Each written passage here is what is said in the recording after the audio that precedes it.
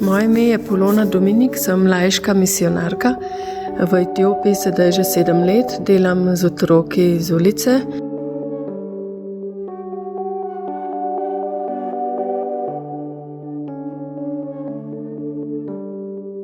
Ponudba, da bi dobili sveta pisma, še tako zelo dobrodošla, saj mladi prihajajo po odgovore, mladi prihajajo po podporo, tako duhovno, kajti v državi je veliko zmede tako na duhovnem kot na moralnem področju tudi in seveda veliko revščine.